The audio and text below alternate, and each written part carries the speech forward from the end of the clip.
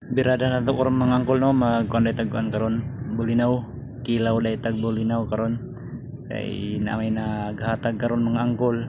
So ato ning kilawon kay medyo presko pa man. Mao na siya mga angkol. Duha gid kasi lupin ang gihatag mga angkol. Oh.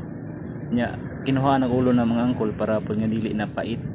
Ug makuha pud tong mga tinai, mao tay makadalag pait mga angkol. Nya mao na mga angkol ang lamas, bitsin, kalamansi o gining suka. Lami man gud ni mga angkol ang kining ginila kung panagsalang di lang nato ni permintihon kay mapulan man pud ta ni mga angkol. Tapos mga angkol sagulan nato ni og radish kay lami man ning radish sagol di sa kinilaw. Nya mao na mga angkol ang kuno lamas sagulan to sili nya. Kay kung sobra pud kadaghan mga angkol ang kinilaw dili pud na mahurot, sayang pud ba dili mahurot. Di ay mga angkol ato nang timpla dit dadahan sa diri sa isagol to nga lamas, suka o kining kalamansi ato ni mix dan na para inigutang sa kinilaw diretso na. Medyo saksakto lang din ang mga angkol ang siling ang gibutang mga angkol kay ang uban manggod dili kayo hilig og halang ba.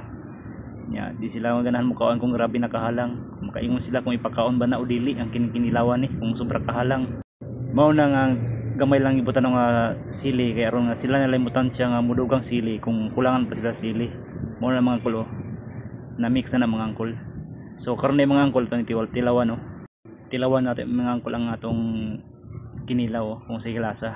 So okay man mga angkol okay kay mga angkol, lami kay basta panagsalay ng kinilaw.